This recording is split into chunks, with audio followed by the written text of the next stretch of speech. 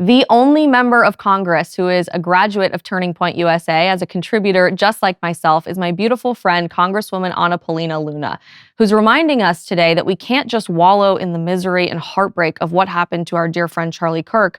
We have to follow his lead to take actionable steps to make sure this never happens again. My beautiful friend, Congresswoman Paulina Luna, thank you for taking the time to be with us today. And I just want to start by saying your strength is so admirable here on the Hill this last week. I know between your and I's private conversations the last week, it's been really, really difficult. So why don't we start with just how you found out about this horrible tragedy and what the energy has been here on Capitol Hill in the wake of Charlie's death? Yeah, so I was actually filming a documentary with Fox Nation on the John F. Kennedy assassination. And I was in my office and David, my comms director, came in and told me that he had just heard that Charlie had been shot. And so I did pretty much what I always do. I went to social media. I went to X, and then I saw the videos. And so obviously I wish I didn't see that video. But I knew pretty much at that time he might not make it. Yeah. And then when we were actually on the House floor and then the Democrats were booing, at that point in time, we didn't know for sure yet if he was going to make it or not. And then we found out shortly thereafter that he had passed away. Yeah.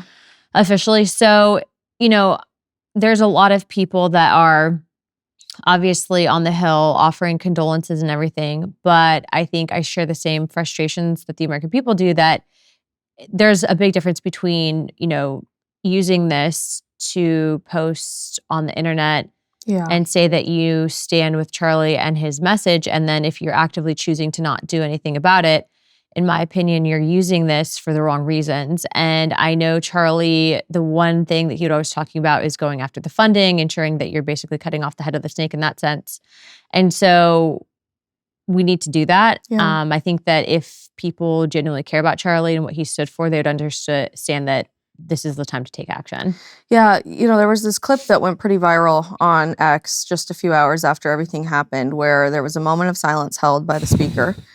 And obviously yourself and people who knew Charlie personally, you better than anyone here on Capitol Hill, were completely devastated, and people started booing Charlie and booing his legacy. What did that feel like? Well, I think what was even worse is, there's I wasn't near a mic, so you couldn't really fully hear what I was saying.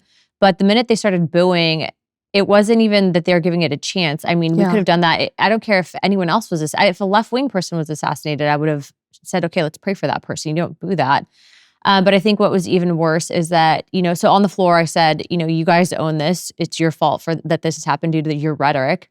And that was actually cut out in a CNN hit later on, where they try to make it look like I was disrupting the floor, did not show that they were booing or anything leading up to that. And so people were like, well, do you think you're contributing to the rhetoric issue? And I said, no, these people are the ones that are calling us literally fascists. I don't see anyone, on our side advocating for violence or death or any of that.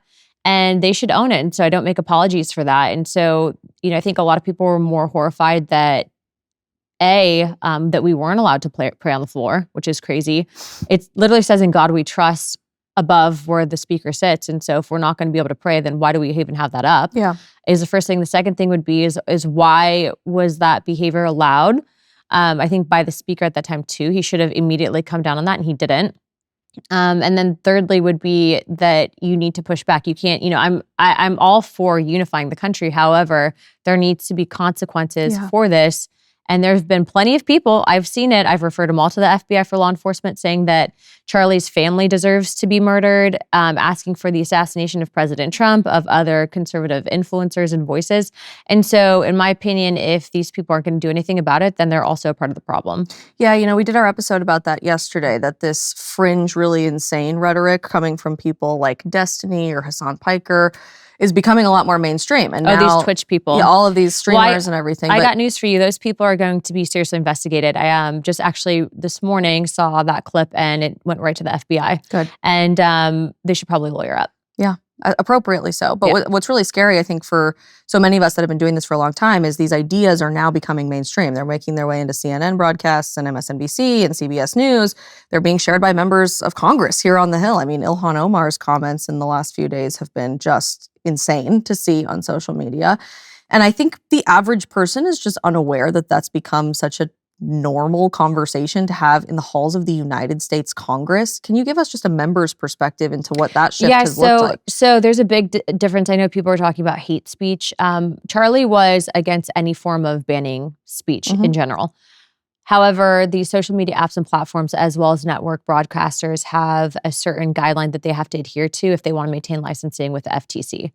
And so after this was happening, the videos that I had worked with Roblox and X and even tried to work with Meta, although Meta was not as willing to work on this issue, which that'll be addressed separately. And then these other outlets specifically were the ones of him being murdered, because at a certain point, that is a snuff film. And when you have then people saying, let's do it to other people, and actually calling for the murder of his family or for other elected officials, that is against the terms and conditions of these platforms, and they can lose licensing for that. So I was very quick to work with the FTC and to talk to a lot of the CEOs of these outlets, but the platforms, I guess, that have been the worst have been Reddit. Reddit has been pretty bad. Blue Sky was actually surprisingly responsive to taking down and actually even kicking off people off their platform for violating the terms and conditions of the actual usage of that app. But it has been interesting, and it does need to be addressed. And I think that you'll see an announcement from the FTC probably later on this week. As new parents, the last thing Brock and I ever want to worry about is whether we have high-quality protein for dinner, or honestly, whether we have any dinner at all. That's where Good Ranchers comes in.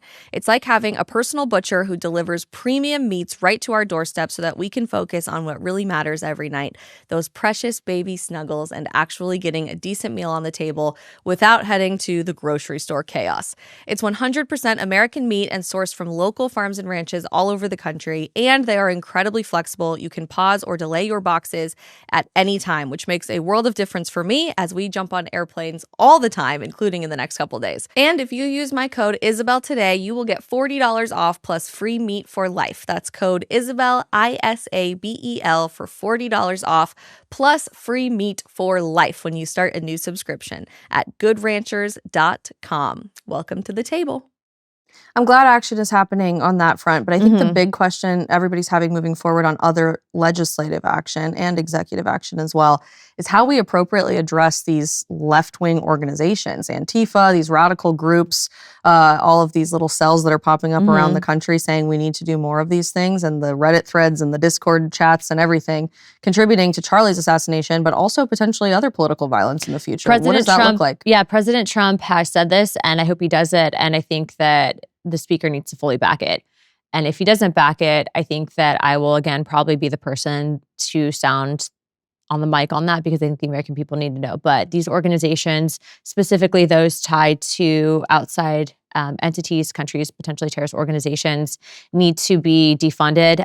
We actually just sent out a letter yesterday asking Treasury Bessett to freeze all assets for an individual by the name of Neville Singham, who is tied to the CCP. He's not a registered foreign agent, so FARA violation, and was actually funneling money from the CCP into organizations like the Party for Socialism and Liberation, which is a pro-Marxist group, and was funding all of these violent ICE riots. So that would be the start, but also Data Republican on X has been really doing a lot to tie the United Nations, different organizations. And that's the thing, is that people are up here at vigils, but they don't want to do action. And that's a big difference. And so I hope every single person that stood on that platform that had Charlie and his family in front of them with a candle will actually put their money where their mouth is and get onto this fight.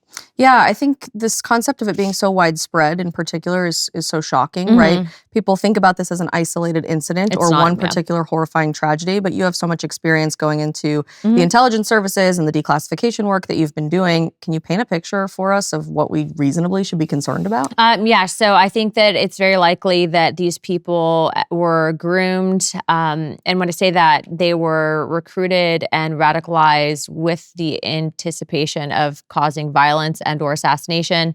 I feel like sometimes it's so serendipitous because I'm looking at all the research on JFK, RFK, and MLK, and I'm seeing the very same things happening. I mean, we literally also just had, everyone's really talking about it, but the bombing of Fox News vehicle, or the attempted bombing of a Fox News vehicle that happened shortly thereafter because they were covering what Charlie was doing. But these are all tied to certain radicalized groups.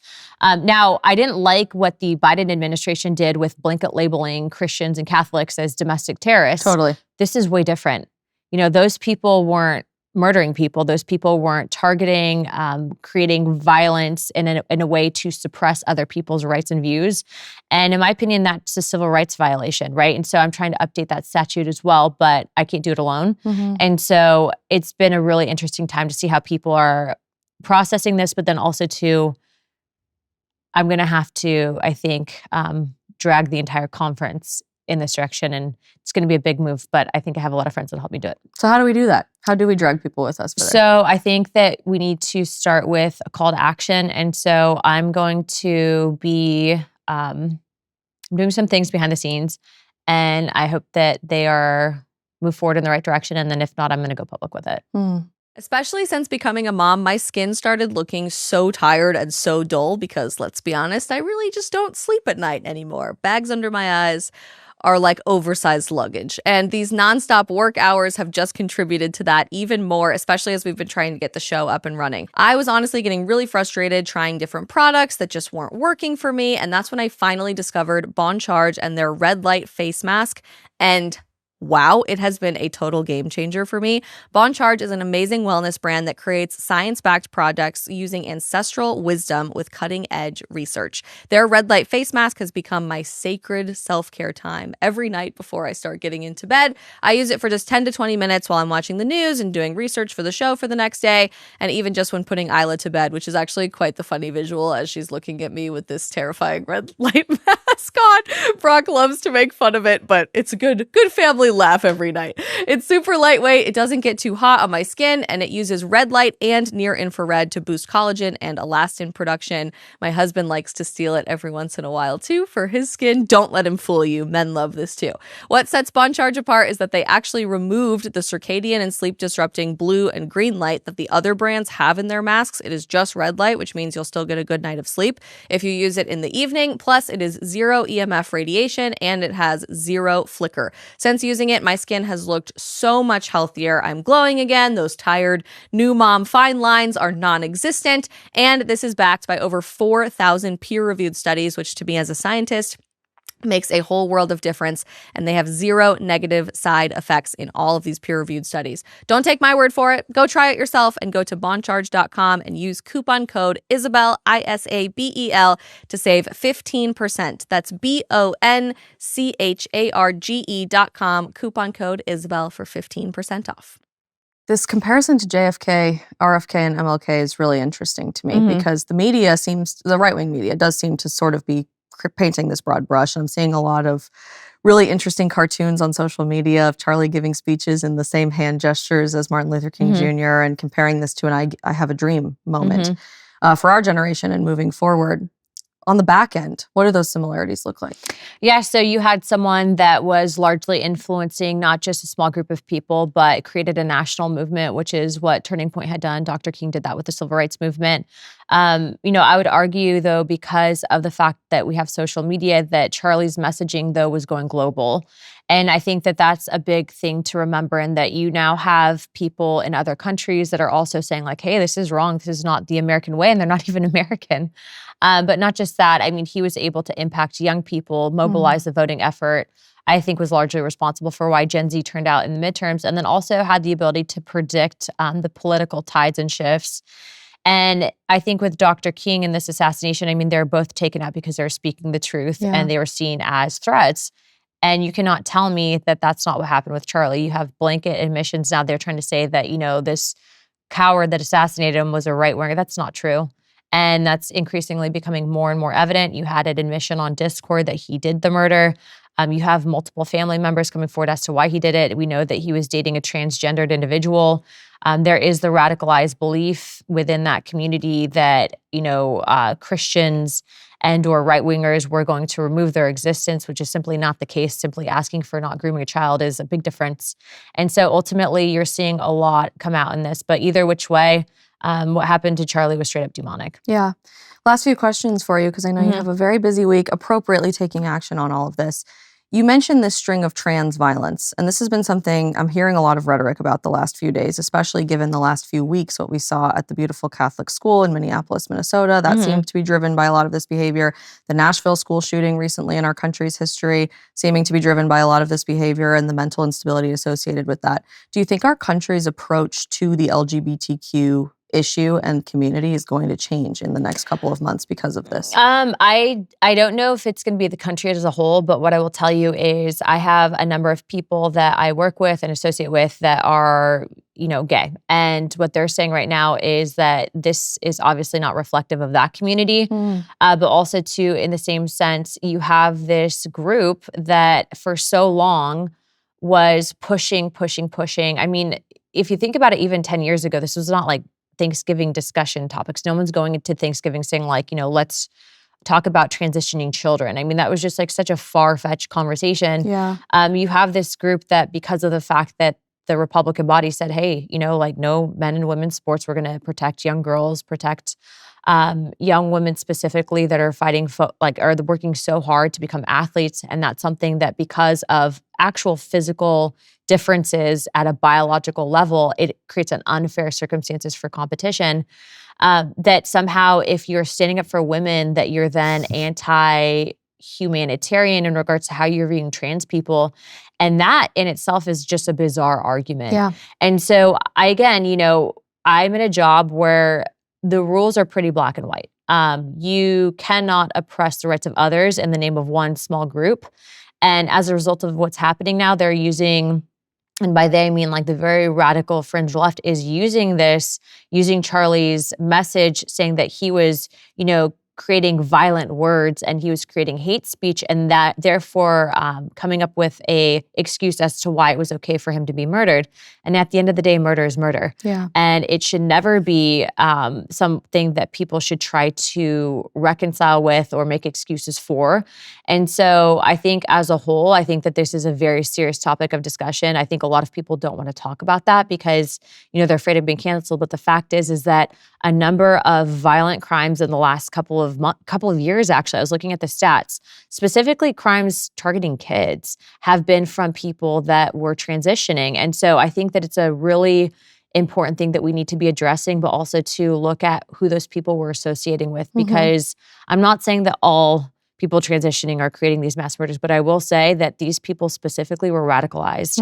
Who are they associating with? What are the networks involved? And I think that Cash and the FBI, as well as the Department of Justice and then other agencies as well, are looking into the known associates and whether or not that has ties to either foreign funding, United Nations funding, et cetera. Yeah, this notion that Charlie was somehow inciting violence against the trans community or wanted the trans community to not exist is ridiculous. Yeah. We've countered that appropriately on the show this week and really shown how Charlie approached these conversations with love. Like, I want better for you. I want you to feel comfortable in your own skin. I want you to be able to love your own body. That's how you were made. And we shouldn't be castrating you or hurting you in the process to make you affirm yourself. He had this skill of speaking life into people, I think, that goes unnoticed in the mainstream media and by people who didn't necessarily know him very personally. Yeah. They do. They clip it and take it totally out of context. But he spoke life into a whole lot of other people too and gave them a new path and new positions in life. I know you never planned on being here as a member of the United States House of Representatives, but I'm hopeful that Charlie's mission can continue to have even more of you here on the Hill. So especially as we see these redistricting efforts across the country, do you think these new seats that are particularly leaning towards the right might be a new opportunity for, I don't know, conservatives under 30 to be here and to carry that legacy forward? We're not allowed to talk about election stuff here, but I will say that there's always opportunity to do better. And I think Turning Point has created a unique mechanism to do so. I love hearing that. Any message of encouragement or excitement for what happens next from here? If you could tell other members of Congress what it means to be like Charlie Kirk, this We Are All Charlie Kirk concept, what does that look like from a legislative perspective? I think from a legislative perspective, it means taking action, not staying quiet, not just posting about it, but doing it, figuring out ways to get to yes, and ultimately holding people accountable. Charlie had the ability to call people out, use logic and reasoning, don't get offended, be a happy warrior, but also to moving forward, if you don't change something, you're simply a part of it. And Charlie was willing to sacrifice everything, and he did ultimately for what he believed in. And so he will go down not just as a martyr, but literally one of the greatest civil rights leaders of our time. And I fully anticipate and intend that there will be a statue of Charlie Kirk in the Capitol. I sure hope so. And I can't wait to visit that with you very soon. Yep. Thank you so much for your efforts Thank here you. on the Hill. And we'll be sure to follow up with you with everything in the next few weeks. Thank you. Thank you to this amazing Congresswoman for the efforts and bravery and courage that she has here on the Hill to do something when others are too afraid to act. We will be sure to be following her journey, and make sure you're subscribed here on the channel for every episode of The Isabel Brown Show.